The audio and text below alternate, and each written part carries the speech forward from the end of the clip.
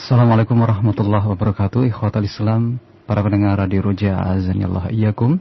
Untuk selanjutnya kembali kita akan menyimak kelanjutan pembahasan kitab Ad-Da'u wad-Dawa yang seperti biasa disampaikan oleh Ustaz Badrul Salam Alsi hafizahullahu taala. Dari studio kami ucapkan selamat menyimak dan selamat mengikuti. Alhamdulillah, nahmaduhu wa nasta'inuhu wa nastaghfiruh. ونعوذ بالله من شرور أنفسنا وسيئات أعمالنا من يهده الله فلا مضل له ومن يضلل فلا هادي له وأشهد أن لا إله إلا الله وحده لا شريك له وأشهد أن محمدا عبده ورسوله قال الله تعالى في كتابه الكريم يا أيها الذين آمنوا اتقوا الله حق تقاته ولا تموتن إلا وأنتم مسلمون أما بعد فإن أصدق الحديث كتاب الله وخير الهدي هدي محمد صلى الله عليه وسلم وشر الأمور محدثاتها وكل محدثة بدعة وكل بدعة ضلالة وكل ضلالة في النار. أيها الإخوة أعزني الله وإياكم. Alhamdulillah, kita bersyukur kepada Allah Subhanahu wa taala atas limpahan karunia yang Allah berikan kepada kita. Kemudian pada pagi hari ini kita melanjutkan kajian kitab Ad-Da'u wad-Dawa yang ditulis oleh Syekhul Islam yang kedua, yaitu Ibnu Qayyim al-Jauziyah. Dan kita masih dalam pembahasan tentang masalah doa. Faslun, kata beliau, dzurufud du'a, fasal tentang keadaan-keadaan doa. Wa katsiran ma tajidu ad'iyatan da'a biha qaumun fastujiba lahum. Seringkali, kata beliau, engkau dapati doa-doa yang dipanjatkan oleh suatu kaum ternyata diijabah oleh Allah. Wa yakun qad iqturina bid-du'a daruratu sahibih wa iqbaluhu 'ala Allah. Dan ternyata kata beliau, di antara sebab diijabah doa orang tersebut, kenapa? Doa tersebut dibarengi dengan darurat si hamba tersebut, di mana ia betul-betul iqbal menghadap kepada Allah. Aw hasanatan taqaddamat minhu ja'ala Allah subhanahu ijabata da'watihi syukran li hasanatihi. Atau kata beliau, ia telah melakukan sebuah kebaikan yang ia dahulukan sebelum berdoa, sehingga Allah subhanahu wa ta'ala ia mengabulkan doanya sebagai ia terima kasih terhadap kebaikannya tersebut. Aw sadafa waqta ijabatin wa nahwi dzalik fa ujibat da'watuhu. Atau kebetulan berbarengan dengan waktu yang diijabah, akhirnya apa? Doanya diijabah oleh Allah subhanahu wa ta'ala. Fayadhunnu dhan, maka orang yang mengira itu menyangka anna sirra fi lafdhi dzalika ad-du'a, bahwa rahasia semua itu katanya hanya sebatas pada doa saja. Fayakhudhuhu mujarradan an tilkal umur, lalu ia pun mengambil doa, ya, namun sayang terlepas dari perkara-perkara tadi. Wa hadha kama idza ista'mala rajulun dawa'an nafi'an fil waqti alladhi yanbaghi isti'maluhu 'ala al-wajhi alladhi yanbaghi. Kata beliau, sebetulnya ini tidak beda dengan orang yang menggunakan obat yang bermanfaat di waktu yang memang tepat dia digunakan dan takaran yang sesuai. Fantafa'a bihi, makanya obat tersebut menjadi bermanfaat dan ia pun mengambil manfaat dari obat tersebut. Fadhanna ghairuhu, namun ya orang yang lainnya menyangka anna istimala hadzal dawa, bahwa penggunaan obat itulah yang menyembuhkan penyakit tersebut. Kana ghalitan, tentu ini sebuah kesalahan, kata beliau. Wa hadza mawdhi'un yaghlatu fihi katsirun minan nas. Dan ini adalah tempat yang banyak orang salah di dalamnya. Dia menyangka bahwasanya terkabulnya doa tersebut hanya sebatas doanya saja. Sembuhnya seseorang itu hanya sebatas melihat kepada obatnya saja, tanpa melihat kepada qarinah-qarinah yang lainnya. Bahkan kata beliau, wa min hadza annahu qad yattafiqu du'a'uhu bi'tirarin 'inda qabrin fayadhunnu al-jahil anna sirra lil qabri. Kata beliau, di antara makna-makna ini yang sesuai, yang masuk dalam makna ini, kata beliau, terkadang doa seorang hamba berbarengan ya dengan waktu-waktu darurat tersebut. Ketika ia berdoa di sisi kuburan, sehingga kemudian apa yang terjadi, doanya diijabah oleh Allah. Maka orang jahil menyangka bahwa rahasia itu semua gara-gara kuburan. Walam ya'lam anna sirra lil ittirar wasidqun anna sirra lil ittirari wasidqil laja ila Allah. Kata beliau, dia tidak tahu bahwasanya rahasianya itu adalah kenapa? Ya karena kejujuran ia, kebenaran dan kelurusan niatnya betul-betul berharap kepada Allah. فَإِذَا حَصَلَ ذَلِكَ فِي بَيْتٍ مِنْ بُيُوتِ اللَّهِ كَانَ أَفْضَلُ وَأَحَبُّ إِلَى اللَّهِ. Tentu kalau misalnya hal itu terhasilkan di rumah-rumah Allah, itu lebih afdal dan lebih dicintai oleh Allah Subhanahu wa taala. Maksud Ibnu Qayyim, artinya kalau ada orang yang berdoa di kuburan, kok ternyata setelah itu diijabah oleh Allah. Ya, bukan berarti penghuni kuburan yang mengijabah, Allah mengijabah. Mungkin bisa jadi waktu itu bertepatan dengan sebuah waktu yang memang diijabah oleh Allah. Atau adanya kebaikan yang ia lakukan sebelumnya. Atau betul-betul hatinya hadir. Ya darurat pada waktu itu dia sangat berharap kepada Allah Subhanahu wa ta'ala. Sehingga Allah Subhanahu wa ta'ala kabulkan. Akan tetapi bukan berarti ya sama sekali perbuatannya ketika ia doa di kuburan tersebut merupakan sebuah perkara yang sesuai dengan syariat. Karena akhi a'azzani Allah wa iyyakum, kita juga harus melihat kepada dalil-dalil lain. Di mana Rasulullah SAW mengabarkan bahwa seorang hamba apabila diberikan kenikmatan oleh Allah akibat maksiat yang ia lakukan, itu adalah mimbabil istidraj, ya sedang diulur oleh Allah Subhanahu wa taala menuju kesesatan. Na'udzubillah. Allahul musta'an.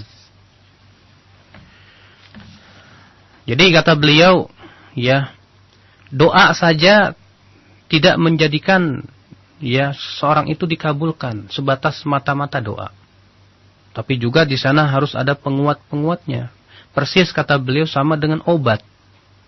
Kalau misalnya obat tersebut ya memang bermanfaat, ya lebih-lebih bertepatan dengan waktu yang tepat dan takaran yang tepat, akhirnya apa? Obat itu bermanfaat ya pada badan seorang hamba. Demikian pula doa, tidak ada bedanya. Faslun, syurutud du'a al-mustajab. Kata beliau, syarat-syarat doa yang diijabah. Wal ad'iyatu wat ta'awudzat. Doa-doa dan ta'awudz-ta'awudz bimanzilatis silah was silahu yudharibuhu la bihaddihi faqat. Famata kana as-silahu silahan taman la afata bihi was-sa'idu sa'idun qawi wal mani'u mafqudun hasalat bihi an-nikayah fil adu. Wa mata takhallafa wahidun min hadhihi ats-tsalatsah takhallafa at-ta'thir. Kata beliau, doa itu akhi ya sama dengan pedang. Di mana pedanglah yang akan menebas, bukan hanya sebatas dengan apa? Di bagian yang runcingnya saja, tidak, yang tajamnya saja. Kapan saja pedang itu ya pedang yang sempurna, tidak ada ya penyakitnya, tidak ada cacatnya. Tangan yang menggunakannya juga tangan yang kuat, menghalangnya juga tidak ada, tentu itu akan lebih kuat untuk menebas ya musuh. Tapi kalau misalnya salah satu dari tiga ini ya tidak ada, maka pengaruhnya juga kurang kuat. Fa idza kana du'a'u fi nafsihi ghairu shalih. Kalau ternyata kata beliau demikian pula doa, kalau doa itu ternyata doanya enggak bagus, wadda'i lam yujmi' baina qalbihi wa lisanihi fi du'a lam yajma'. Demikian pula orang yang berdoa tidak mengumpulkan hati dan lisannya dalam berdoa. Au kana thamma mani'un minal ijabah, atau di sana ada penghalang untuk diijabah, lam yahsul al-athar, maka tentu tidak akan berpengaruh doa tersebut. Ya, subhanallah. Di sini Ibnu Qayyim memberikan analogi bahwa doa itu seperti kita ini menggunakan pedang, ya, senjata. Ya, pertama senjatanya juga harus sempurna.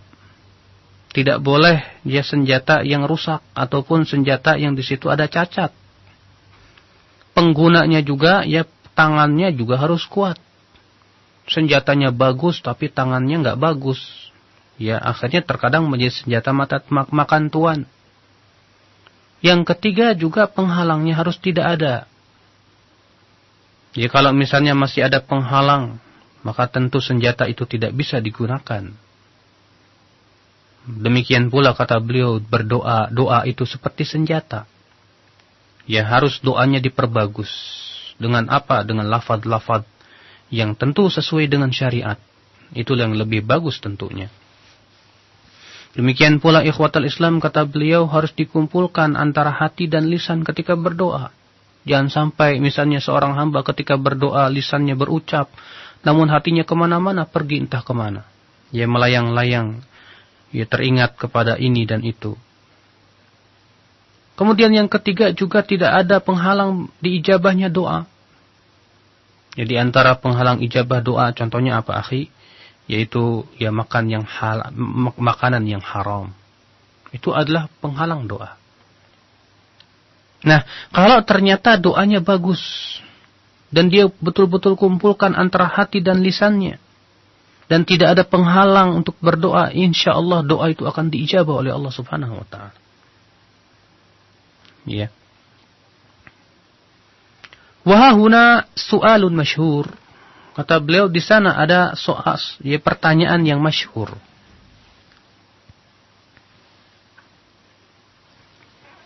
Yaitu orang-orang yang, ya, terkena penyakit qadariyah ini. Annal mad'u bihi in kana qad quddira lam yakun buddun min wuqu'ihi. Da'a bihi al-'abdu aw lam yad'u. Wa illam yakun qad quddira lam yaqa' sawa'un sa'alahu al-'abdu aw lam yas'alhu. Katanya, ya, kalau kita berdoa, kalau ternyata Allah takdirkan tidak terjadi, ya, sama saja kita berdoa enggak berdoa, ya, tidak akan pernah terjadi, kata beliau. Ya. Demikian pula kalau Allah takdirkan terjadi, sama saja kita berdoa atau tidak terjadi, tidak berdoa, tetap saja bakalan terjadi. Jadi ngapain? Ya udah, nggak usah berdoa sekalian. Sehingga akhirnya kata Ibnu Qayyim, sebagian orang ada yang menyangka bahwa perkataan itu benar, akhirnya dia meninggalkan doa. Ya, bahkan ia berkata, katanya doa apa tidak ada manfaatnya sama sekali. Wa haula'i ma'afarti jahlihim wa dhalalihim mutanaqidun. Ya, dan anehnya kata beliau, mereka, ya, bukan hanya bodoh dan sesat, tapi juga mereka kontradiktif. Ya. Ikhwatal Islam, a'azzani Allah wa iyyakum. Fa inna tarda madhhabihim yujibu ta'tila jami'il asbab. Fa yuqalu li ahadihim. Maka dikatakan kepada salah seorang dari mereka, in kana syaba'u war-ray qad quddira lak fala budda min wuqu'ihima akalta am lam ta'kul wa illam yuqaddara lam yaqa'a akalta aw lam ta'kul. Kata beliau, ya, katakan kepada salah seorang dari mereka itu, baiklah, ya, kenyang dan rasa puas dari dahaga, kalau memang telah Allah takdirkan buat kamu untuk terjadi, ya sama saja kamu makan atau tidak makan, tetap akan terjadi. Kalau Allah tidak takdirkan, sama saja kamu makan atau tidak makan, tetap tidak akan terjadi. Ya udah, kalau begitu kamu nggak usah makan sekalian. Apa seperti itu? Tidak. Orang kalau lapar, akhi, pasti dia harus cari makan. Nggak mungkin dia berpikir begini, kalau Allah takdirkan saya kenyang aja, saya nggak cari makan juga, ya nggak apa-apa. Masya Allah. Ya. Demikian pula misalnya kalau ada orang pengen punya anak, kalau Allah takdirkan saya nggak punya anak juga, sama saja saya setubuh istri saya atau tidak, dia tidak akan punya anak. Akhirnya dia tinggalkan itu. Wahaluma jarran, dan terus menerus seperti itu. Dia pengen punya duit. Katanya kalau Allah takdirkan saya dikasih duit, ya saya nggak kerja juga, insya Allah akan datang sendiri. Masya Allah. Fahal yaqulu hadha aqilun aw adami. Apakah yang seperti ini diucapkan oleh orang yang berakal atau seorang manusia? Balil hayawanul bahim mafturun ala mubasharatil asbab allati biha qiwamuhu wa hayatuhu. Falhayawanatu a'qal wa afham min haula'i alladhina hum kal an'am bal hum adallu sabila, kata beliau. Bahkan kata beliau, hewan binatang ternak saja yang mereka berusaha untuk mengambil sebab-sebab yang bisa itu ya untuk melangsungkan kehidupannya. Berarti hewan itu lebih berakal dan lebih paham daripada orang-orang seperti tadi. Ya, orang-orang yang tidak mau berdoa dengan dalih, katanya kalau Allah takdirkan ya terjadi, tetap saja terjadi. Ya, saya berdoa, kalau enggak berdoa ya percuma doa. Fallahul musta'an. Ya, padahal ikhwatal Islam, doa itu termasuk min bab ittikhadil asbab. Ya, kita ini mengambil sebab dulu, usaha dulu.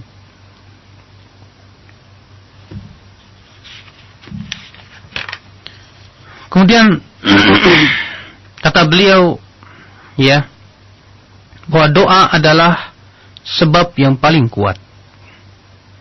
Fad-du'a min aqwal asbab. Jadi doa sebetulnya adalah sebab yang paling kuat.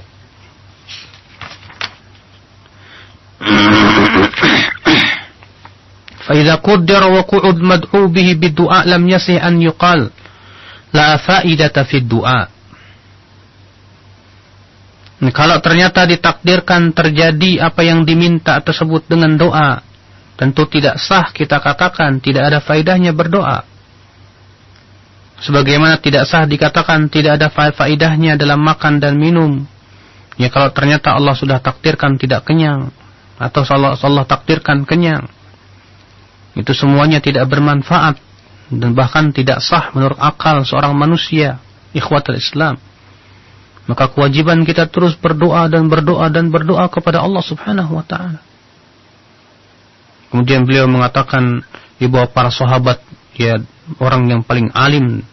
Kata beliau, "Walamma kana as-sahabah radhiyallahu anhum a'lamul ummati billah wa rasulih sallallahu alaihi wasallam wa afqahum fi dinihi kanu aqwam bihadha as-sababi wa syurutihi wa adabihi min ghairihim." Ya, tatkala para sahabat itu umat yang paling tahu terhadap Allah dan Rasulnya, yang paling faqih dalam agamanya, maka tentu mereka orang yang paling kuat mengambil sebab tersebut, juga dalam mengambil syarat-syarat dan adabnya daripada selain mereka. Ya. Wa kana Umar ibn Khattab radhiyallahu an, adalah Umar bin Al-Khattab yastansiru bihi ala aduwih. Ia memohon pertolongan dengan doa terhadap musuh-musuhnya.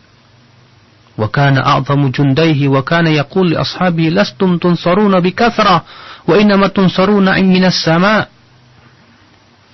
Ya, adalah tentara Umar yang paling kuat adalah doanya. Beliau berkata kepada para sahabatnya, apa? Kalian tidak ditolong dengan jumlah yang banyak. Tidak. Kalian itu ditolong ya oleh Allah yang ada dari langit, yang ada di langit. Wa kana yaqul, Umar juga berkata, inni la ahmilu hammal ijabah walakin hammad du'a. Fa idza ulhimtum ad-du'a fa innal ijabah ma'ahu.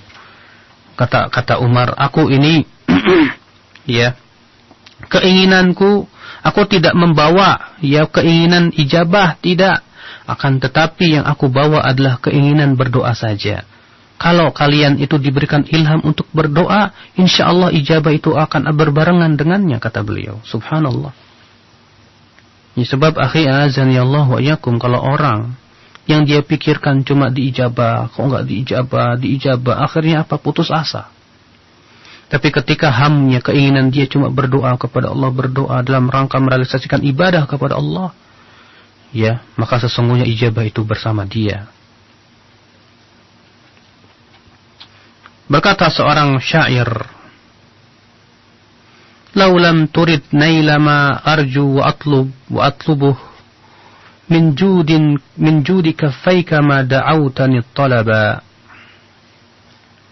Kalau engkau tidak menginginkan untuk meraih apa yang aku inginkan, yang aku cari.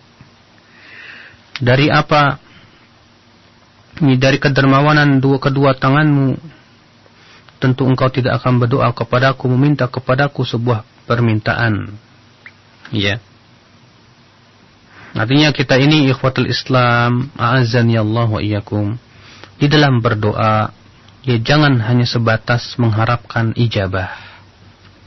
Akan tetapi di dalam berdoa, kewajiban kita adalah ya berusaha untuk merealisasikan perintah Allah yang berupa doa itu sendiri. Faman ulhimad du'a faqad urida bihil ijabah. Kata beliau, barang siapa yang diberikan ilham doa, maka ia diinginkan padanya ijabah pula. Bukankah Allah berfirman dalam surat Ghafir ayat 6, "Ud'uni astajib lakum." Ya berdoalah kepadaku, niscaya aku akan ijabah buat kalian. Juga Allah berfirman dalam surat Al-Baqarah ayat 186, "Wa idza sa'alaka 'ibadi 'anni fa inni qarib, ujibu da'watad da'i idza da'an." Apabila hambaku bertanya kepada kamu tentang aku, maka sesungguhnya aku ini dekat. Aku mengijabah doanya orang yang berdoa apabila ia berdoa kepadaku. Juga dalam Sunan Ibnu Majah dari hadis Abu Hurairah, bahwa Rasulullah sallallahu alaihi wasallam bersabda, "Man lam yas'alillah yaghdab alaih." Barang siapa yang tidak minta kepada Allah, maka Allah akan murka kepadanya. Wa hadza yadullu ala anna ridha'ahu fi su'alihi wa ta'atihi. Ini menunjukkan, kata beliau, bahwa keridhaan Allah itu ada pada permintaan dan ketaatan kepadanya. Wa idza radiya Rabbu tabaraka wa ta'ala fa kullu khairin fi ridhah, kama anna kulla bala'in wa musibatin fi ghadabih. Maka apabila Allah telah ridha, maka semua kebaikan ada pada keridhaan Allah. Dan sebagaimana kata beliau, semua bencana dan musibah itu ada pada kemurkaan Allah subhanahu wa ta'ala. Waqad dalla al-aql wan-naql wal-fitrah wa tajarubul umam ala ikhtilafi ajnasiha. Sebelumnya berkata Ibnu Qayyim, waqad dzakara Imam Ahmad fi kitab Az-Zuhdi atharan. Ya, Imam Ahmad menyebutkan dalam kitab Az-Zuhudnya sebuah athar yang disebutkan di sini sahih. Ini adalah merupakan perkataan Wahab bin Munabbih, ya. Ana Allah la ilaha illa ana idza raditu baraktu wa laysa li barakati muntaha wa idza ghadibtu la'antu wa la'nati tablughu as-sabi'a min al-walad. Ya. Aku adalah Allah, tidak ada ilah yang berhak disembah kecuali aku. Apabila aku ridha, maka aku akan berkahi, dan keberkahanku tidak pernah ada pangkal, tidak pernah ada ujungnya. Dan apabila aku murka, aku laknat, dan laknatku ya bisa sampai 7 turunan. Na'udzubillah. Wa qad dalla al-aql wan-naql wal-fitrah. Akal, nakal, fitrah telah menunjukkan. Demikian pula tajarubul umam ala ikhtilafi ajnasiha wa milaliha wa nihaliha ala anna taqarrub ila Allah ila rabbil alamin wa talabi mardatihi wal birri wal ihsan ila khalqihi min a'zamil asbabil jalibah li kulli khair. Ya, demikian pula pengalaman para umat sesuai dengan perbedaan jenis, milah dan ya pemikiran mereka. Semuanya menunjukkan bahwa bertakarub kepada Allah Rabbul Alamin, mengharapkan keridhaan Allah. Demikian pula perbuatan ihsan dan kebajikan kepada makhluk, ya termasuk sebab yang paling kuat yang bisa mendatangkan berbagai macam kebaikan. Demikian pula ya kebalikannya, itu merupakan sebab yang paling besar yang mendatangkan berbagai macam keburukan. Di sini beliau yang menyebutkan sebab-sebab yang lain. Setelah beliau menyebutkan yang pertama Al-Quran, yang kedua adalah doa, maka beliau yang ketiga akan menyebutkan tentang ya amalan kebaikan dan keburukan. Sebelum kita ya menyebutkan ya pembahasan yang akan disebutkan oleh Ibnu Qayyim tentang hubungan kebaikan dan keburukan dengan amal saleh, saya akan membawakan yaitu kaidah-kaidah dalam masalah doa dan zikir. Karena ya beliau di sini membahas tentang masalah doa secara panjang lebar. Akan tetapi kita ini butuh untuk mengetahui kaidah-kaidah dan batasan-batasan dalam hal yang berhubungan dengan masalah zikir dan doa. Syekh Bakar Abu Zaid dalam kitab beliau Tashihud Du'a di halaman 39 menyebutkan al-faslu tsani, fasal yang kedua, yaitu qawaidut ta'abbud bidzikri wad du'a. Kaidah-kaidah beribadah dengan zikir dan doa. Karena akhwal Islam tentu sebuah ibadah harus ya sesuai dengan contoh Rasulullah SAW. Dan setiap perkara yang diada-adakan itu adalah tidak akan diterima oleh Allah Rabbul Alamin, sebagaimana sabda Rasulullah, "Man amila amalan laisa alaihi amruna fahuwa raddun." Ya, barang siapa yang beramal dengan suatu amalan yang tidak ada di atasnya perkara kami ini, maka ia tertolak. Kata beliau, al-qaidatul ula, kaidah yang pertama. Kullu hadyin dalla alaihi al-islam yalzamul muslimu nahwahu amran, at-tasdiq wa ta'ah, wa alaihima madarul islam wal iman dukhulan wa khurujan. Setiap petunjuk yang ditunjukkan oleh Islam, wajib seorang muslim untuk padanya dua perkara. Yang pertama membenarkan, yang kedua adalah mentaati. Karena di atas pembenaran dan ketaatan inilah porosnya Islam dan iman. Ya. Penjelasannya begini, kata beliau. Bahwa setiap penyimpangan terhadap pembenaran berupa syubhat ataupun penentangan, ia termasuk dari penyakit-penyakit syubhat yang diwahyukan oleh syaitan, ya baik jin maupun manusia. Di mana kata beliau, ya penyakit syubhat ini berporos antara syirik dan bid'ah. Dan setiap penyimpangan dalam masalah ketaatan, kalau tadi penyimpangan dalam masalah pembenaran, sekarang ya penyimpangan dalam ketaatan berupa syahwat, itu akan mencegah seorang muslim dari ketaatan atau mencegah dari kesempurnaannya, sehingga dia bisa berpaling ya, atau dia berbuat maksiat. Dan ini disebut dengan penyakit syahwat, ya. Dan penyakit syahwat ini kata beliau berporos antara dua maksiat, ima dosa besar atau dosa kecil. Maka untuk menolak syubhat, wajib padanya apa? Harus ada kesungguhan dengan ilmu. Adapun menolak syahwat, maka wajib adanya kesungguhan dengan cara mujahadatun nafs, ya. Berjihad melawan hawa nafsu. Maka ikhwatul Islam, masalah doa dan zikir harus sesuai dengan syariat. Setiap yang ditunjukkan oleh Islam berupa doa ataupun zikir, maka wajiban kita adalah yang pertama at-tasdiq, ya pembenaran, yang kedua adalah at-ta'ah, ya taat. Al-qaidatu tsaniyah. Kaidah yang kedua kata beliau, qaidatu ta'assi wal iqtida' fi du'a. Ini kaidah dalam masalah yang mengambil suri tauladan dalam masalah doa. Fad-du'aul wajib awil mustahab wa du'aul masyru'. Tentu kata beliau, doa yang diwajibkan atau yang sunnah itu adalah doa yang disyariatkan. Kenapa? Karena ya penyunahan adalah hukum yang tidak mungkin diambil kecuali dari Allah Rabbul Alamin sebagai pembuat syariat. Ya, maka apa-apa yang tidak pernah disyariatkan oleh Allah tentu tidak menjadi sunnah. Ya. Bahkan tentu ia telah membuat syariat yang tidak pernah diizinkan oleh Allah Subhanahu wa taala. Maka sesungguhnya kata beliau, ad-du'a min a'dhamid din. Doa adalah termasuk yang paling bagian paling agung dalam masalah agama ini. Lebih-lebih Rasulullah mengatakan ad-du'a huwal ibadah. Doa itu adalah ibadah, sedangkan ibadah pada asalnya apa? Haram. Tidak boleh kita katakan ibadah itu boleh kecuali dengan dalil. Demikian pula doa. Ya. Doa pun juga pada asalnya adalah haram sampai ada dalil yang menunjukkan akan bolehnya. Ya. Maka pada waktu itu ikhwatul Islam, kunci yang merupakan ibadah diterima ibadah adalah ikhlas dan mutaba'ah muta'assiyan bin Nabi sallallahu alaihi wasallam fi du'a mutlaqan.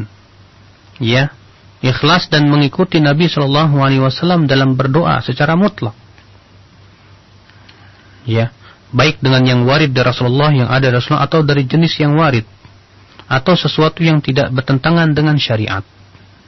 Ya. Jadi ini dalam berdoa harus kita itu mengikuti, dan doa itu tidak boleh bertentangan dengan apa?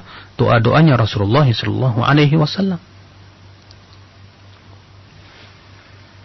Maka apabila ikhwatul Islam salah satu dari keduanya berupa ikhlas dan ketaatan mutaba'ah itu kata beliau hilang, maka pada waktu itu akan terjadi ghalat, kesalahan, atau misalnya tidak, ya, sikap yang melampaui batas di dalam berdoa. Ya, di mana kata beliau melampaui batas dalam berdoa ada dua macam. Yang pertama melampaui batas dalam kelafaz-lafaznya, atau melampaui batas dalam makna-maknanya kata beliau. Sehingga pada waktu itu kata beliau doa ada yang disyariatkan berupa wajib dan sunnah.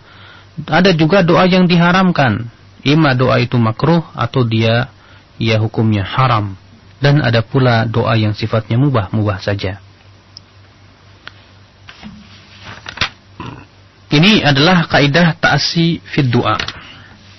Jadi harus diperhatikan masalah doa itu. Ya, doa yang seperti apa. Dan doa itu kata beliau tidak lepas dari 5 hukum tadi, wajib, sunnah, mubah, makruh, dan haram. Ya. Maka doa yang wajib, yaitu yang diwajibkan oleh Allah Subhanahu wa taala dan Rasulnya dalam keadaan-keadaan tertentu. Ya, yang telah ada dalil yang menunjukkan akan wajibnya berdoa pada waktu itu. Demikian pula doa yang disunnahkan, maka pada waktu itu sunnah hukumnya. Demikian pula doa-doa yang diharamkan, bisa jadi dari sifat apa lafadznya atau makna-maknanya yang ternyata di situ mengandung kesyirikan, atau misalnya ya di situ mengandung maksiat, maka pada waktu itu diharamkan.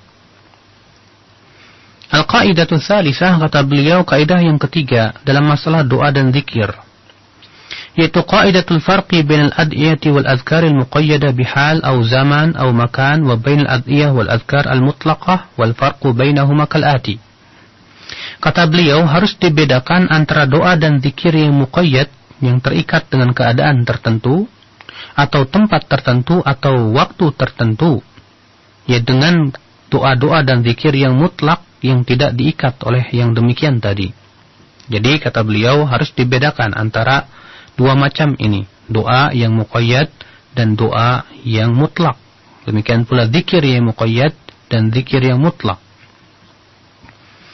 Kemudian yang beliau menjelaskan bahwa setiap zikir atau doa yang terikat dengan keadaan atau tempat atau waktu, ya, maka pada waktu itu harus dilaksanakan sesuai dengan ya tempat atau waktu atau keadaan yang disebutkan oleh oleh dalil tadi. Demikian pula dalam lafaz-lafaznya. Demikian pula dalam ya gerakan atau bentuk daripada orang yang berdoa tadi, tanpa ada penambahan atau pengurangan, ya, atau ya mengganti kalimat dengan yang lainnya, maka itu tidak boleh. Ini banyak akhi doa-doa yang sifatnya itu muqayyad. Ya, contohnya apa akhi? Kalau kita mau masuk WC, kita berkata Allahumma inni a'udzubika minal khubuthi wal khaba'isi. Tidak boleh diganti dengan yang lain. Ya. Maka sesuatu yang telah warid dari syariat ini, sebuah doa yang berhubungan dengan tempat atau waktu, maka lafadznya tidak boleh diganti dengan yang lainnya. Demikian pula ikhwatul Islam, ya, tidak boleh ditambah-tambah atau dikurangi. Harus sesuai dengan apa yang telah disyariatkan. Demikian pula setiap zikir atau doa yang mutlak, fa in kana waridan, kalau ternyata warid dari Rasulullah SAW, fa innahu yu'ta bihi 'alal wajhi alladhi warada fi lafdhihi, maka kita pun juga harus mengucapkan lafadznya sesuai dengan yang dilafadzkan oleh Rasulullah SAW. Wa in kana ghairu warid, tapi kalau misalnya doa tersebut yang mutlak tersebut ya tidak warid dari Rasulullah, bal atabihi da'i min indi nafsi, ya, tapi dia mengucapkan doa itu dari dirinya sendiri, atau dari sesuatu yang dinukil dari perkataan salaf, maka pada waktu itu boleh seorang hamba berzikir atau berdoa dengan sesuatu yang tidak warid, ya, dalam bab zikir dan doa yang mutlak. Tapi ingat, itu semua dengan 5 syarat. Artinya, kalau kita mau bikin doa dari diri kita sendiri, atau kita ngikutin doanya ulama-ulama terdahulu yang tidak warid, yang tidak ada dalilnya dari Al-Quran dan Sunnah, itu boleh-boleh saja kata beliau, tapi itu dengan 5 syarat. Ini perhatikan syarat-syaratnya. Yang pertama kata beliau, an yatakhayyara min al-alfadhi ahsanaha wa ambalaha wa ajmalaha lil ma'ani wa abyanaha li'annahu maqamu munajatil 'abdi li rabbih wa ma'budihi subhanahu. Dia harus memilih lafaz yang paling baik, yang paling bagus, yang paling indah, yang paling jelas. Kenapa? Karena waktu itu adalah tempat sedang bermunajat kepada Allah Rabbul Alamin. Ya. Dia berusaha untuk memilih lafaz yang baik. Yang kedua, an takunal alfaz ala wafqil ma'na al-arabi wa muqtadal ilmi al-i'rabi. Kata beliau juga lafaz-lafaz itu harus sesuai dengan makna-makna bahasa Arab. Ya. Yang ketiga, an yakuna khaliyan min ayyi mahdhurin syar'an lafdhan aw ma'nan. Harus bebas dari apa perkara yang terlarang, baik secara lafaz ataupun makna. Ya, kalau misalnya dia memohon kepada Allah dengan sesuatu yang terlarang dalam syariat, maka ini tidak diperbolehkan. Yang keempat, an yakuna fi babiz dzikri wad du'a al-mutlaq lal muqayyad bi zamanin aw halin aw makan. Bahwa itu ya artinya membuat doa dari diri kita sendiri atau ya, kita mengambil dari nukilan salafus saleh, itu khusus dalam doa mutlak saja, bukan doa muqayyad. Ya. Kalau ada orang bikin doa khotamul Quran sendiri, saya mau bikin doa khotam Quran sendiri, ini tidak boleh. Sebab kenapa? Itu muqayyad, terikat dengan keadaan. Ya, tidak boleh kita membuat sebuah doa yang sifatnya terikat dengan keadaan atau waktu atau tempat tertentu dari diri kita sendiri, tidak boleh. Ya, banyak misalnya ada orang bikin doa muqayyad sendiri, apa? Ya, doa mau belajar, ya, doa masuk kelas, dan yang lainnya yang ternyata itu tidak warid dari Rasulullah SAW, maka tidak diperbolehkan. Yang kelima, alla yattakhidhu sunnatan ratibah yuwadhib 'alaiha. Tidak boleh dijadikan sebagai sebuah sunnah yang ratibah yang dia terus-menerus melakukannya. Seperti yang dilakukan oleh sebagian ya saudara-saudara kita dari Harokah. Dia setiap pagi dan petang yang membaca zikir-zikir atau doa yang dibuat oleh Hasan Al-Banna. Saya lupa nama buku itu. Yang dianggap itu sebuah perkara yang mempunyai keutamaan. Akhirnya apa? Dia ya membacanya secara rutinitas di waktu pagi dan petang. Jelas ini adalah sebuah kesalahan yang fatal. Ya. Nah, ini lima syarat ini kata beliau harus terpenuhi bagi mereka yang ingin berdoa dari dirinya sendiri.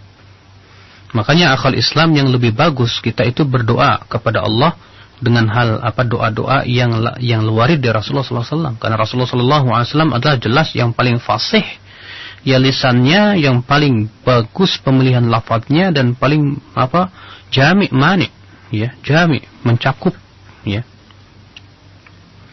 Kemudian al-qaidatur rabi'ah, kaidah yang keempat.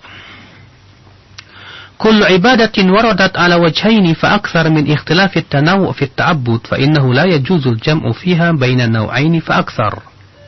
Kata beliau, setiap ibadah yang ada atau waradat yang warid itu dengan dua wajah atau lebih, yang merupakan itu ikhtilaf tanawu dalam ibadah, ikhtilaf yang bersifat variatif dalam ibadah, maka tidak boleh dua macam tersebut dikumpulkan, ya, sekaligus. Ya, seperti misalnya doa istiftah. Kalau misalnya ada orang membaca dua istiftah sekaligus dalam satu bacaan, maka ini jelas menyelisihi ya hadis salaf dan tidak pernah ada contohnya di Rasulullah SAW. Ya, kalau kita baca doa istiftah, ya akhi, ya pilih salah satunya saja. Ima Allahumma ba'id baini wa baina khataayaya. Ya, atau misalnya subhanakallahumma, atau yang lainnya. Ya, pilih salah satunya. Ya, jangan dikumpulkan dua istiftah dalam satu salat. Sebab seperti ini tidak pernah dilakukan Rasulullah SAW. Tidak pula para sahabat, tidak pula para tabi'in, dan tidak pula para tabi'ut tabi'in. Ya, tapi kalau kita menggunakannya terkadang yang ini, terkadang yang itu, boleh-boleh saja. Al-qa'idatul khamisah, kata beliau, kaidah yang kelima. Kullu dzikrin aw du'ain adadiyyin min naw'in wahidin ja'at bihi riwayah an ala naw'aini min al-adad fa akthar falidzakir aw ad-da'i an ya'tiya bi ayyi adadin warada bihi an-nass. Wa kullama kanat riwayah akthar adadan fa huwa akmal wa afdal. Ya. Setiap zikir atau doa yang bersifat bahwa setiap zikir atau doa yang telah ditentukan jumlahnya dari satu jenis, di mana misalnya ada beberapa riwayat mengenai jumlahnya, maka silahkan orang yang berdoa yang mengambil jumlah mana saja. Tentu yang lebih banyak itu yang lebih sempurna. Contoh misalnya kata beliau, perkataan la ilaha illallah wahdahu la syarikalah lahul mulku wa lahul hamdu wa huwa ala kulli syai'in qadir. Untuk zikir pagi dan petang ada dua riwayat.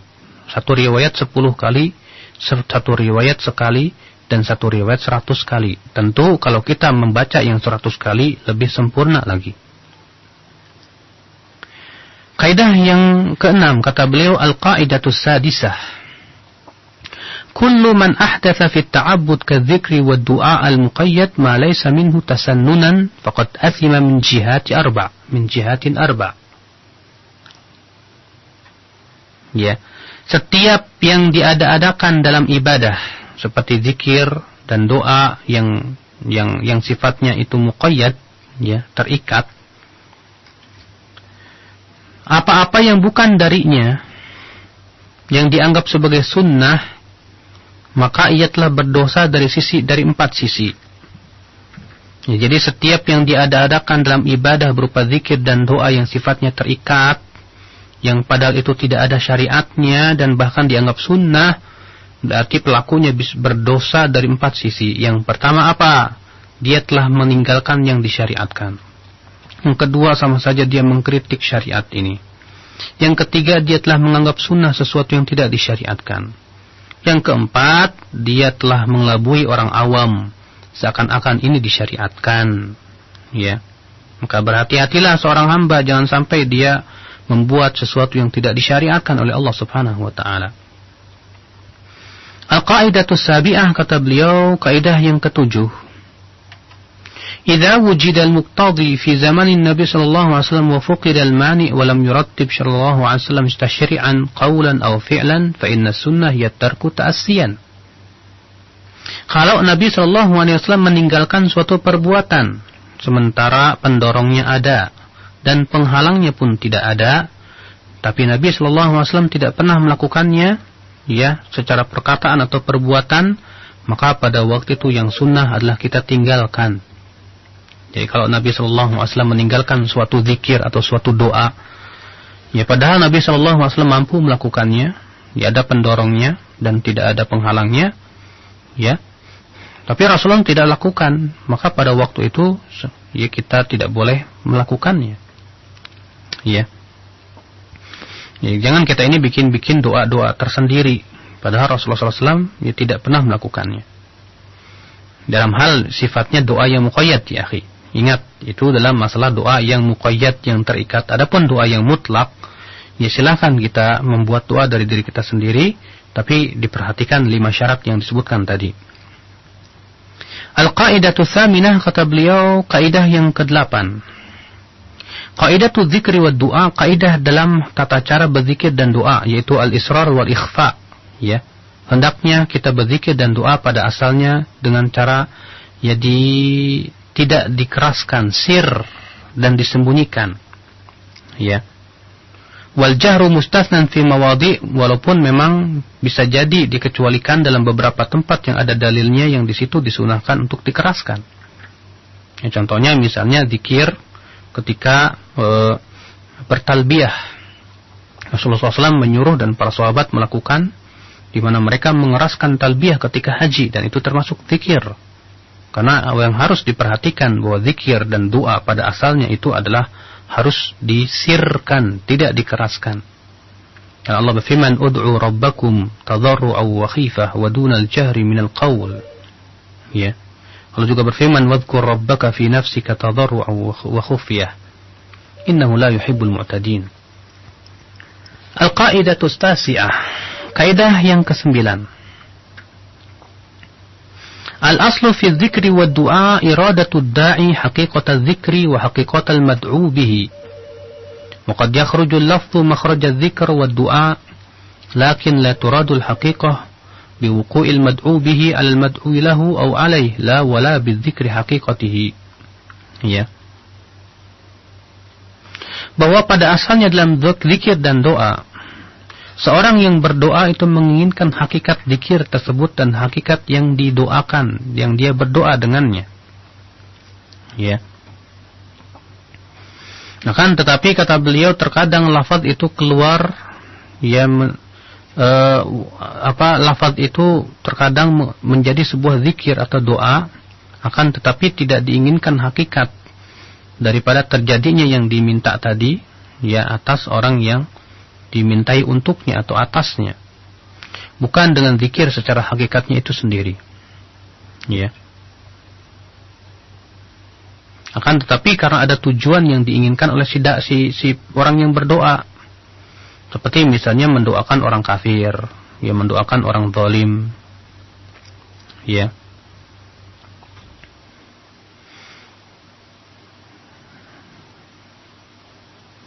Ini ikhwatul Islam, azanillahu wa iyyakum.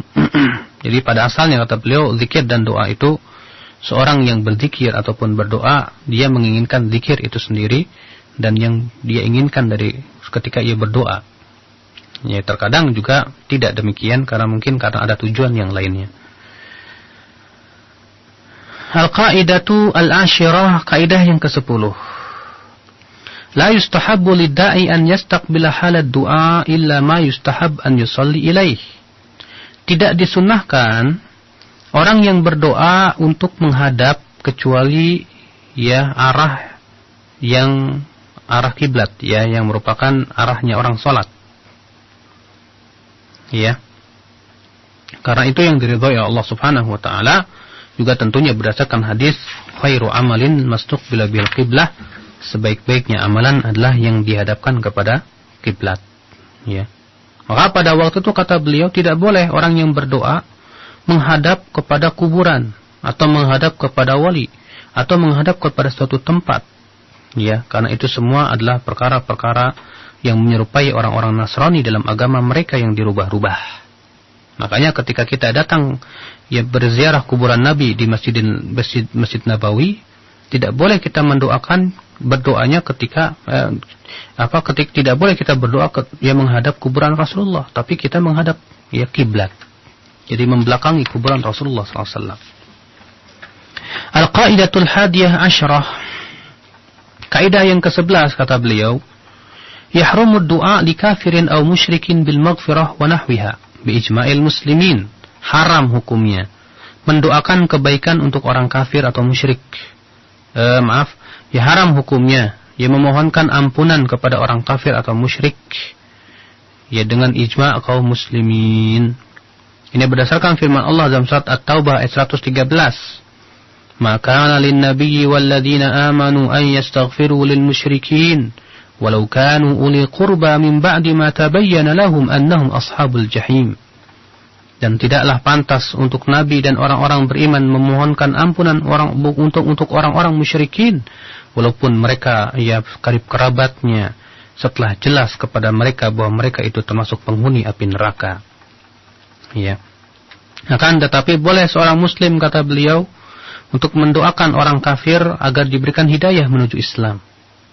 Makanya disebutkan dalam sebuah riwayat yang disahihkan Syekh Albani, ada seorang Yahudi yang pura-pura bersin di sisi Rasulullah, ya, agar Rasulullah mengucapkan yarhamukallah, tapi Rasulullah tidak mengucapkan yarhamukallah. Rasulullah SAW mengatakan kepadanya, yahdikumullah, ya, semoga Allah memberikan hidayah kepada kamu. Kemudian al-qaidatu tsaniyah asyarah, Kata beliau, setiap doa yang berdoa dengannya seorang muslim tidak lepas dari 4 bagian. Yang pertama kata beliau, an yad'al insan li nafsihi wa huwa zahir. Dia berdoa untuk dirinya. Seperti berkata, Rabbighfirli, ya Allah ampuni aku. Ya.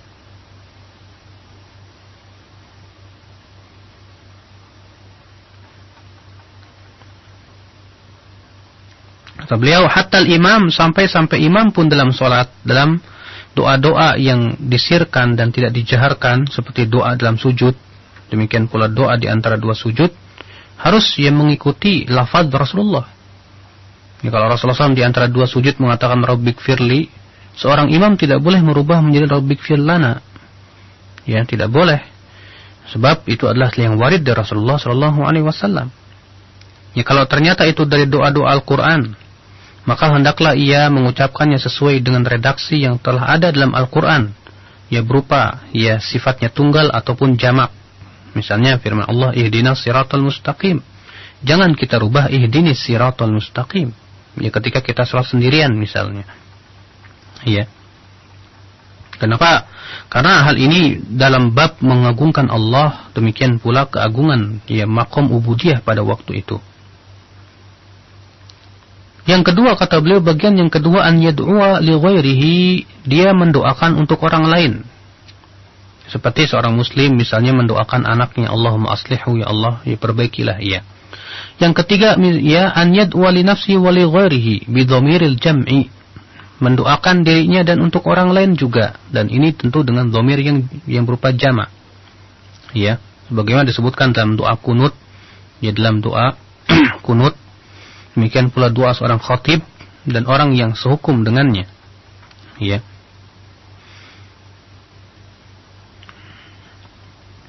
Kemudian yang keempat, an yad'wa li nafsihi wa li ghairihi fayabda'u bi nafsihi thumma bi ghairihi. Dia berdoa untuk dirinya dan untuk orang yang lain.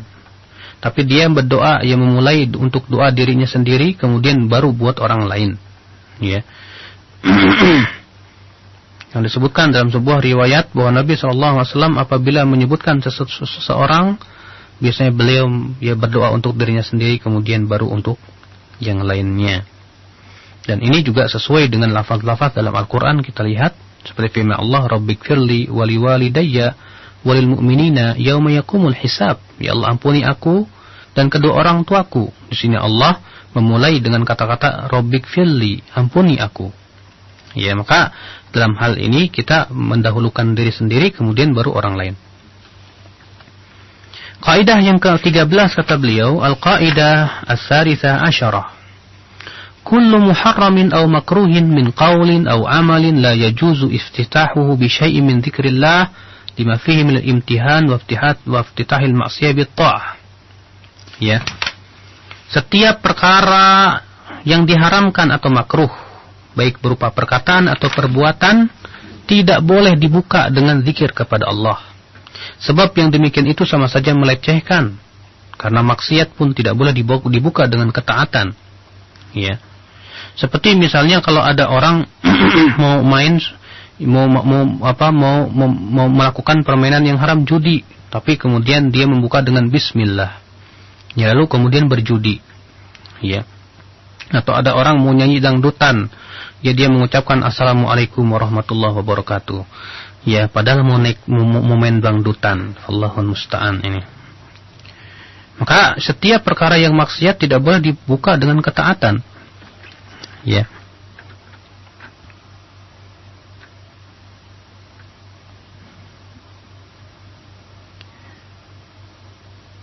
Dan dari Makhul Al-Azdi, ia berkata, aku berkata kepada Ibnu Umar, bagaimana pendapatmu tentang orang yang membunuh jiwanya, atau orang yang meminum arak, atau yang berzina atau mencuri, dia berzikir kepada Allah, ya, dia mau membunuh diri, bismillah, meminum arak, diminum bismillah, mau mencuri juga dia mengucapkan bismillah.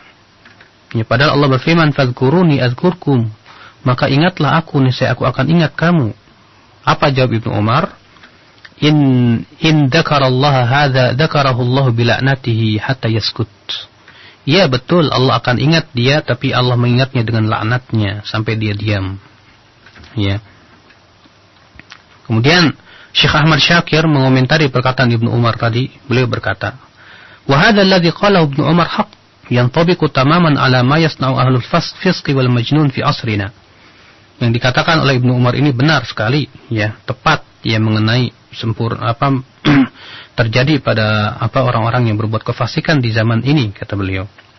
Di mana mereka-mereka yang mau bernyanyi atau melakukan perbuatan hal-hal yang maksiat yang dimulai dengan perkataan, ya, atau hal-hal yang berbau zikir kepada Allah Subhanahu wa taala, maka ini sama saja ikhwatul Islam, ya, mentalbis, ya, ini talbis iblis, memberikan mencampur adukan antara kebenaran dan kebatilan. Ya, demikian pula menipu orang-orang awam. Al-qaidatur rabi'ah asyarah, kata beliau, kaidah yang ke-14. Kullu du'ain ala wajhi tasakhut fahuwa haram, wa qad yakunu kufran. Doa, ya, sambil marah-marah itu hukumnya haram, bahkan bisa jadi kufur. Kemudian al-qaidatul khamisah asyarah, kaidah yang ke-15. Qaidatul mufadalah baina anwa'i dzikr. Kaidah dalam masalah, ya, mana yang lebih utama di antara macam-macam zikir. Ya. Tentu kata beliau membaca Al-Qur'anul Karim adalah zikir dan doa yang paling afdal secara mutlak. Dan zikir lebih afdal daripada doa. Ya, zikir lebih afdal daripada doa.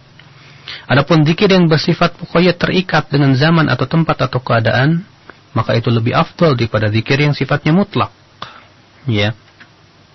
Perhatikan di sini bahwa membaca Al-Qur'an adalah zikir dan doa yang paling afdal. Yang kedua, kata beliau, zikir lebih afdal daripada doa. Yang ketiga, kata beliau, bahwa zikir yang mutlak lebih utama daripada zikir yang muqayyad lebih utama daripada zikir yang mutlak. Ya. Kemudian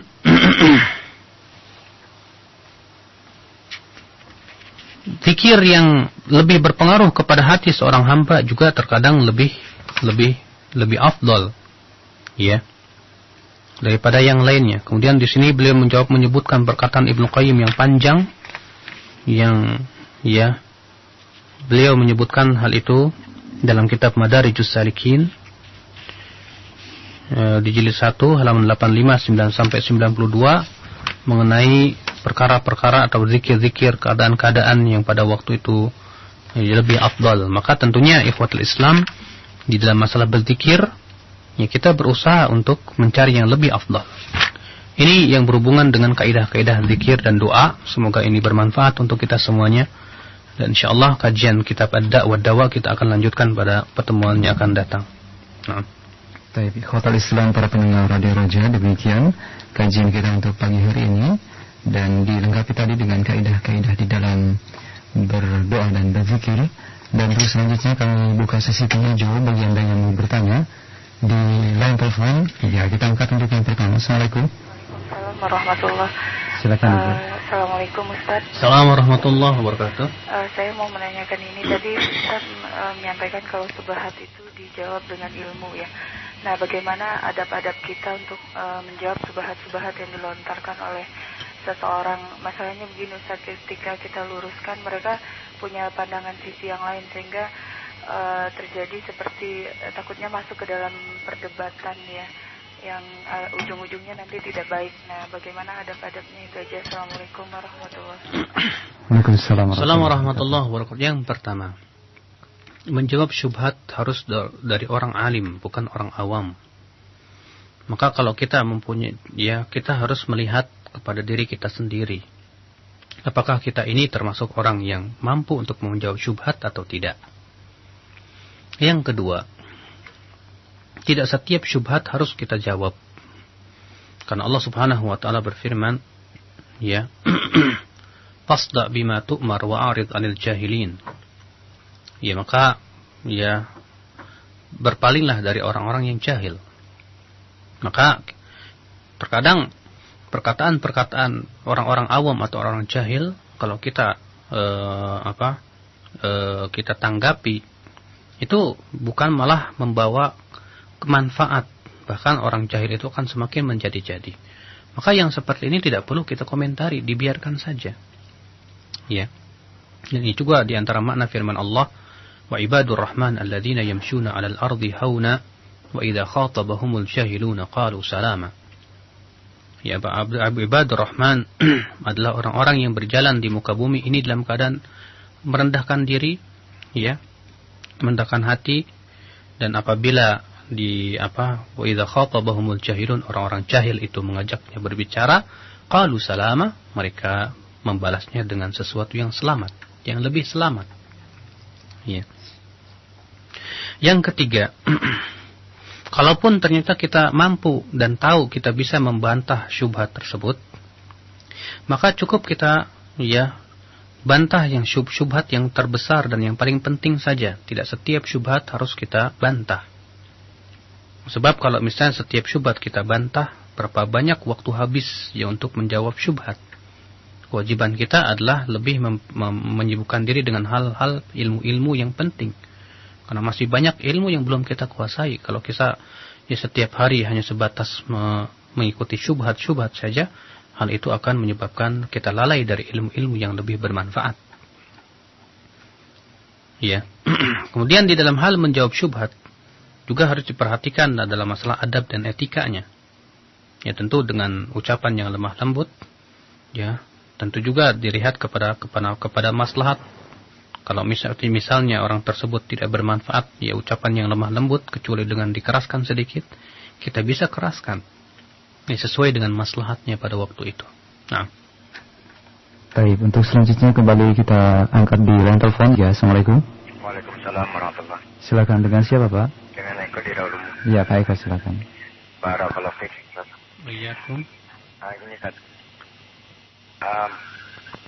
Kalau zikir atau doa yang muqayyad itu dalam masalah ibadah yang telah jelas, itu kan memang tidak boleh menambah lafaz. Iya. Tetapi saya pernah mendengar ada orang yang mengucapkan salam itu dengan menambah perkataan ta'ala. Assalamualaikum warahmatullahi ta'ala wabarakatuh. Terus kemudian seperti umpama sholat mayit, yang mana mayitnya itu lebih dari satu, apa boleh merubah lafaz gitu Ustaz? Domirnya. Firlahum menjadi firlahum atau kata domirnya diganti. Domirnya, ya. Itu bagaimana? Dan saya minta tolong kalau umpama bisa diulang sedikit Ustaz yang kaidah yang ke-7 Ustaz, bagian awalannya. Jazakallahu khairan. Iya. Assalamualaikum warahmatullahi wabarakatuh. Telah disebutkan tadi akhal Islam bahwa dalam masalah doa yang sifatnya muqayyad seperti assalamualaikum tidak boleh kita tambah-tambah. Ya, karena tidak pernah warid dari Rasulullah, tidak pula para sahabat ketika mereka mengucapkan assalamualaikum warahmatullahi ditambah dengan kata-kata ta'ala. Sebab kalaulah itu baik, tentu Rasulullah sudah terlebih dahulu melakukannya. Ya, demikian pula para sahabat juga tentu terlebih dahulu melakukannya. Akan tetapi tatkala hal tersebut yang tidak pernah dilakukan Rasulullah, tidak pula para sahabat, tidak pula para tabi'in, ini menunjukkan bahwa perbuatan tersebut tidak baik, ya. Walaupun dianggap baik oleh orang yang melakukannya. Kemudian untuk mendoakan mayat, kalau memang ternyata jumlahnya banyak, maka pada waktu itu diperbolehkan dengan menggunakan dhamir jamak. Karena maksud tujuannya adalah mendoakan si mayat. Ya. Maksud tujuannya adalah untuk mendoakan si mayat itu sendiri. Kemudian kaidah yang ke-7. Artinya, apabila suatu perbuatan itu tidak pernah dilakukan Rasulullah SAW dan pendorongnya ada, sementara penghalangnya tidak ada, tapi Rasulullah tetap tidak melakukannya, maka pada waktu itu meninggalkannya adalah sunnah. Ya, meninggalkannya adalah sunnah. Seperti misalnya Rasulullah SAW tidak pernah membuat sendiri suatu doa, doa khusus misalnya ketika kita mau membaca Al-Quran. Tidak ada Rasulullah SAW membuat berdoa dengan membuat doa khusus kecuali yang telah disyariatkan, yaitu a'udzubillahi minasyaitonirrajim, bismillahirrahmanirrahim. Rasulullah SAW tidak pernah membuat doa, padahal pendorongnya ada dan penghalangnya juga tidak ada. Dan Rasulullah mampu melakukannya, tapi Rasulullah SAW tidak melakukan hal itu, menunjukkan bahwa meninggalkannya adalah sebuah sunnah. Ya. Maka ini ikhwatul Islam yang harus diperhatikan dalam kaidah-kaidah seperti itu agar bisa dibedakan mana perkara yang bid'ah dan mana yang sifatnya maslahat mursalah. Naam. Baik, untuk selanjutnya kita angkat kembali satu penelpon di 8236543. Assalamualaikum. Waalaikumsalam warahmatullahi wabarakatuh. Silakan Ibu, dari mana Ibu? Ini dari Ummu Unaifah di sekarang. Silakan. Iya, silakan. Begini Ustaz, kan fenomena sekarang ada doa bersama ya, di mana 5 agama itu bersatu berdoa gitu. Nah, yang saya tanyakan di sini bagaimana hukumnya seorang muslim menghadiri doa tersebut gitu. Itu aja Ustaz. Assalamualaikum warahmatullahi wabarakatuh. Waalaikumsalam warahmatullahi wabarakatuh. Sudah disebutkan tadi ikhwatul Islam bahwasannya ya doa ya untuk orang-orang musyrikin tidak diperbolehkan, memohonkan ampun untuk mereka tidak. Lebih-lebih dengan cara tadi disebutkan ya kita menghadiri acara doanya orang-orang musyrikin atau kafirin, jelas ini tidak diperkenankan dalam Islam. Ya lebih-lebih ini berhubungan tentang masalah wala dan bara'. Dan Allah Subhanahu wa taala melarang kita untuk ta'awun 'alal itsmi wal udwan. Tentulah orang-orang kafir itu berdoa kepada ya tuhan-tuhan mereka, kepada Yesus atau kepada apa? Kepada patung-patung atau berhala mereka yang mereka berdoa kepadanya. Maka jelas ikhwatul Islam doa bersama ya dengan semua pemeluk agama adalah perkara yang bertentangan dengan firman Allah, lakum dinukum waliyadin. Nah. Baik, untuk selanjutnya dari pesan singkat. Ustaz, saya masih belum paham dan saya baru mengetahui ada zikir atau doa mutlak dan muqayyad. Lalu apakah pengertian dari doa atau zikir mutlak dan muqayyad ini dan apa contohnya? Mohon penjelasannya. Yang dimaksud dengan doa atau zikir muqayyad adalah yang terikat dengan waktu tertentu atau tempat tertentu atau keadaan tertentu. Yang terikat dengan waktu, misalnya pagi dan petang. Ada doa-doa zikir dan doa di waktu pagi dan petang yang Rasulullah SAW telah ya syariatkan kepada kita. Contohnya doa asbahna wa asbahal mulku lillah walhamdulillah la ilaha illallah wa la syarika lah lahul mulku wa hamduhu wa la kulli syai'in qadir rabbi as'aluka khairan ma fi hadzal yaum wa khairan ma ba'dah sampai akhirnya. Ya. Demikian pula zikir di waktu pagi dan petang. Ini terikat dengan waktu. Ada juga ya yang terikat dengan tempat. Sudah saya berikan contoh tadi, misalnya doa ketika mau masuk WC, doa ketika mau masuk masjid, ya ketika keluar masjid. Ini terikat dengan tempat. Ya. Ada lagi doa dan zikir yang sifatnya mutlak, dan mutlak ini tidak terikat dengan waktu dan tempat. Contoh zikir yang sifatnya mutlak, seperti kita mengucapkan subhanallah, alhamdulillah, la ilaha illallah, wallahu akbar, la haula wa la quwata illa billah, subhanallahil azim, subhanallah bihamdi. Itu semua adalah zikir-zikir yang sifatnya mutlak, kapan saja kita lakukan dan di mana saja boleh kita lakukan. Ya, tidak terikat dengan waktu atau tempat tertentu atau keadaan tertentu. Kemudian ikhwatul Islam, azanillahu wa iyyakum, di mana doa dan zikir yang mutlak tadi ikhwatul Islam ya maka tidak boleh kita ikat dengan ikatan-ikatan tertentu dengan tanpa dalil. Sebab kalau kita mengikat zikir atau doa yang mutlak dengan suatu ikatan yang tidak ada dalilnya, berarti kita telah jatuh kepada perbuatan mengada-ngada dalam agama ini. Nah, kemudian dari pesan singkat kembali dari Haikal di Kaum Cilengsi, Ustaz, apakah doa dengan atau berzikir dengan menggunakan tasbih sesuai dengan syariat Islam? Syekh Bakar Abu Zaid telah menulis sebuah pembahasan yang bagus ya, buku mengenai sejarah dan hukum daripada tasbih, di mana beliau menyatakan bahwa tasbih ini adalah ya hasil atau impor daripada orang-orang Buddha dan yang lain Hindu yang menggunakan tasbih-tasbih itu, dan itu bukan dari Islam sama sekali. Makanya ya, dan dalil-dalil dari para sahabat bahwa mereka menggunakan kerikil rata-rata dalil yang lemah. Maka la syak yang seperti ini bahkan itu bertentangan dengan perintah Rasulullah SAW untuk berzikir dengan menggunakan tangan kita ini.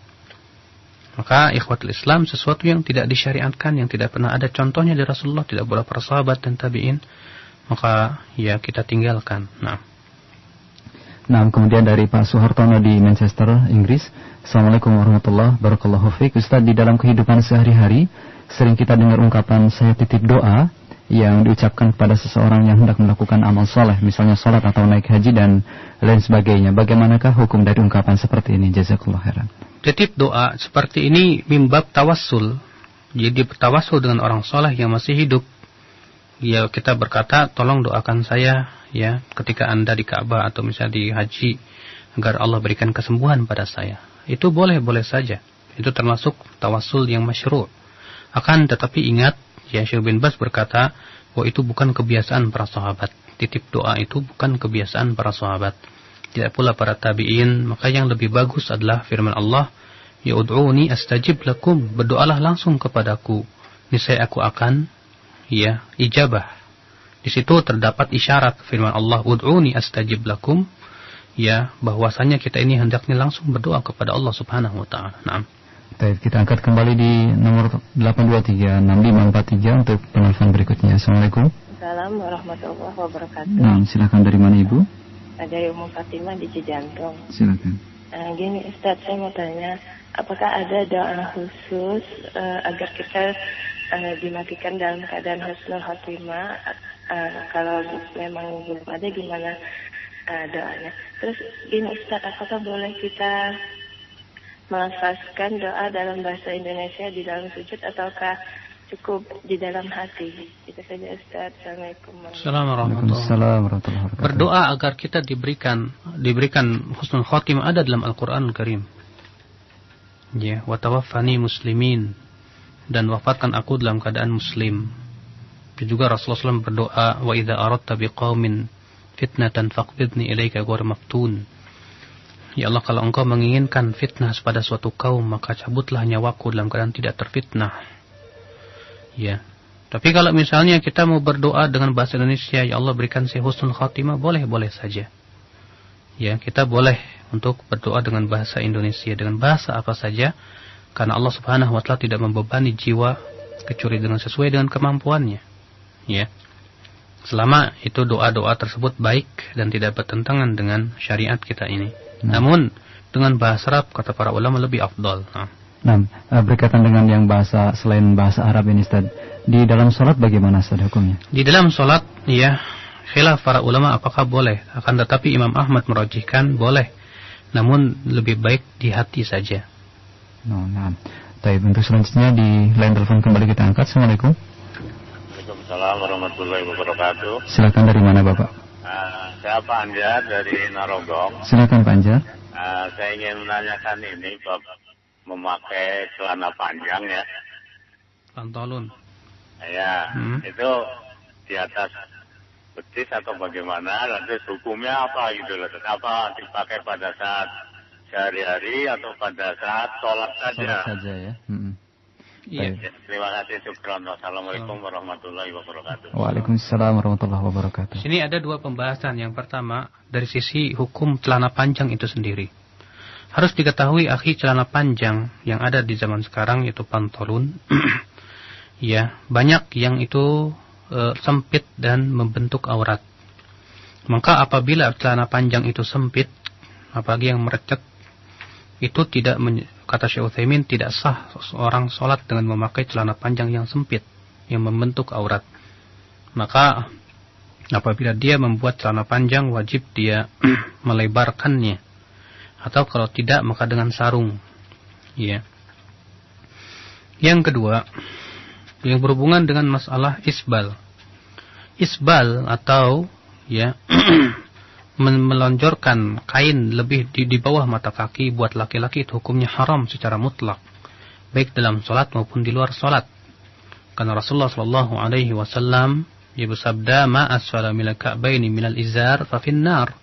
Apa-apa yang ya melebihi mata kaki dari kain maka di dalam api neraka. Ya.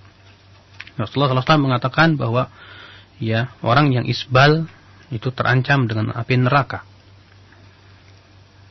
Jadi sini Rasulullah memutlakkan baik dalam salat maupun di luar salat, maka lebih-lebih di dalam salat. Karena disebutkan dalam satu riwayat walaupun di situ ada kelemahannya. Ya, bahwa Allah Subhanahu wa taala tidak melihat kepada orang yang salat dalam keadaan musbil. Ikhwatul Islam, ya maka isbal itu adalah perkara yang dilarang dalam syariat secara mutlak. Dan tidak benar orang yang mengatakan itu kalau tidak sombong. Ya kalau sombong maka tidak boleh. Kita katakan, ya Umar bin Khattab adalah orang yang paling paham dan memahami dalil-dalil tentang masalah isbal. Akan tetapi ketika ada seorang pemuda datang kepada Umar dan dalam keadaan Umar bin Khattab dia sangat kritis pada waktu itu ditusuk oleh Abu Lu'lu'ah al-Majusi, maka kemudian ya Umar melihat si pemuda itu pakaiannya ya musbil. Maka dipanggil oleh Umar dalam keadaan sangat kritis seperti itu, beliau paksa-paksakan untuk menegur pemuda tersebut. Hai pemuda, angkat bajumu itu, karena itu lebih suci untuk pakaianmu dan lebih diridhai oleh Allah Rabbul Alamin. Ya, kalaulah masalah sombong itu menjadi permasalahan, tentu Umar tidak akan membiarkan pemuda itu dengan berasangkaan bahwa orang tersebut tidak sombong. Ya, lebih-lebih Rasulullah mengatakan bahwa isbal itu sendiri sudah masuk dari bagian kesombongan. Dalam riwayat Abu Daud kata Rasulullah, "Iyyakum wal isbal, fa innal isbala minal makhilah." Jauhi oleh kalian isbal, karena isbal itu adalah bagian dari kesombongan. Nah. Baik, kita angkat kembali di line telepon. Assalamualaikum. Waalaikumsalam warahmatullahi wabarakatuh. Silakan, dari mana Pak?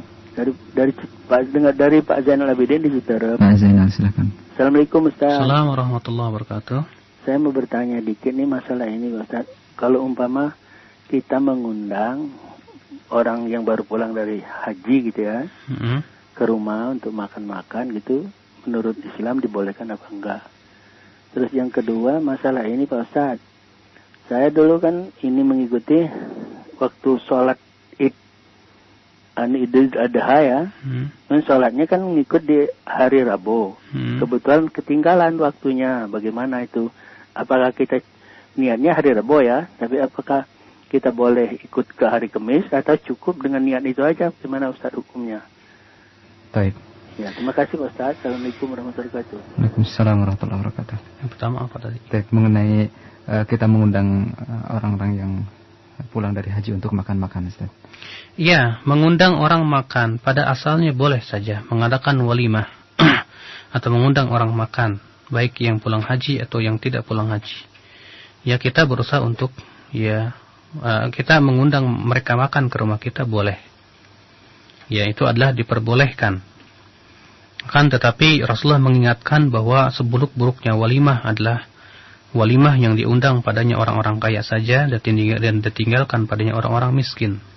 Dan Rasulullah mengatakan itu adalah walimah yang paling buruk. Adapun pertanyaan yang kedua, tampaknya untuk menjawabnya ini butuh kepada waktu tertentu. Nah. Baik, untuk selanjutnya kita angkat kembali di line telepon 8236543. Assalamualaikum Ustaz. Assalamualaikum warahmatullahi wabarakatuh. Ana mau nanya ini Ustaz, mengenai doa aja nih. Kalau kita habis wudu itu doanya angkat tangan nggak Ustaz? Itu yang pertama. Kemudian habis azan itu doanya angkat tangan nggak Ustaz? Iya. Itu. Terus yang ketiganya ada satu lagi nih yang penting. Anak tadi dengar Ustaz kalau kita di di kuburan Nabi itu ya itu harusnya menghadap ke kiblat ya Ustaz ya. Iya, ketika berdoa. Ketika berdoa Ustaz. Nah kan kondisinya di sana ketika kita lewat itu Ustaz. Anak baca di buku yang diberikan oleh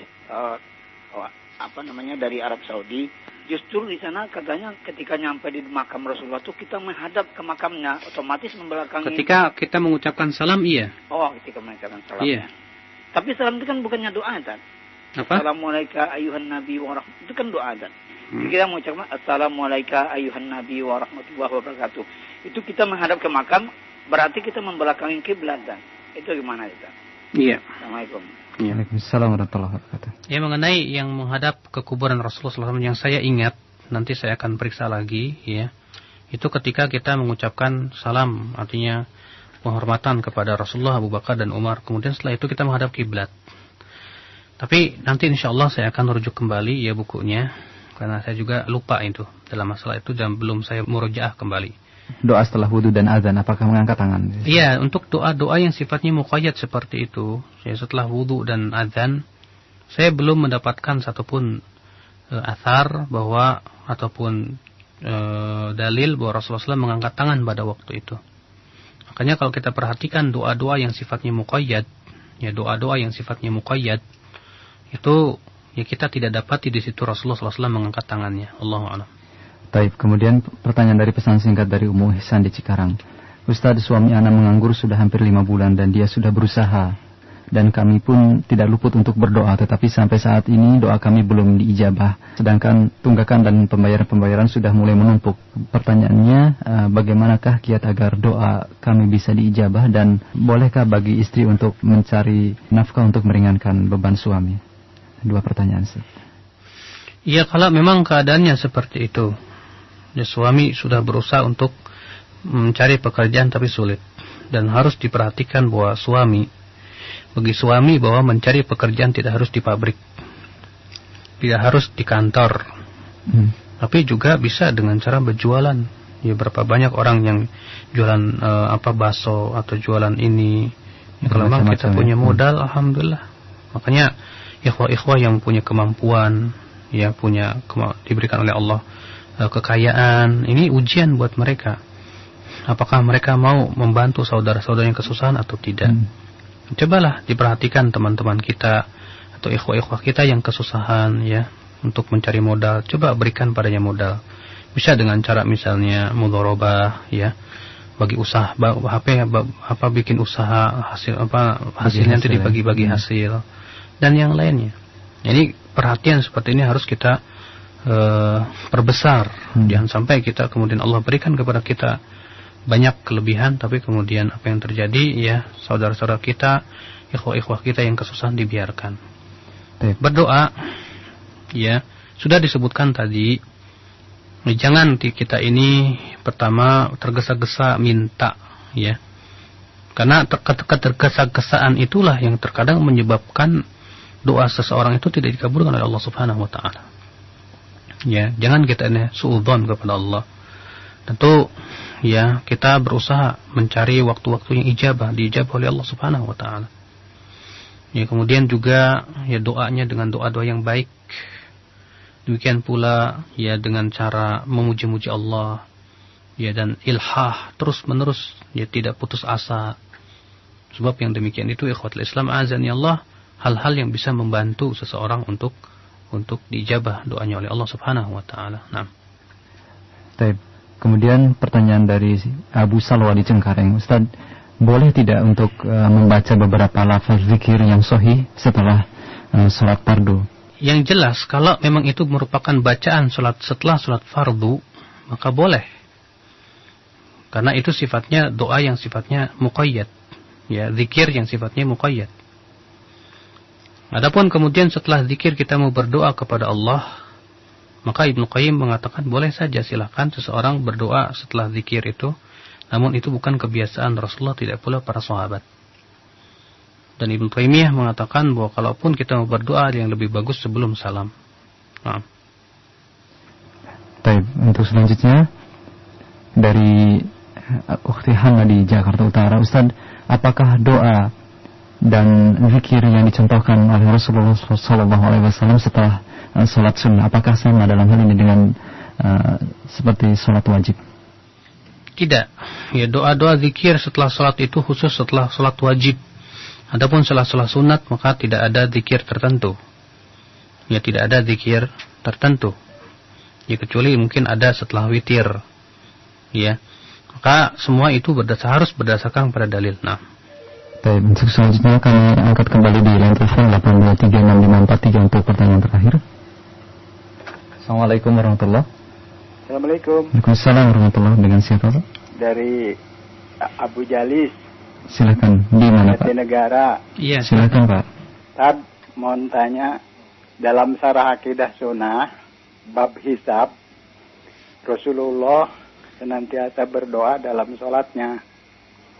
Allahumma hasibni hisabayasiro. Pertanyaannya kapan dibacanya? Iya. Waktu ruku atau waktu sujud? Iya. Makasih. Assalamualaikum. Assalamualaikum. Ya, doa itu bisa dibaca ketika sujud atau sebelum salam.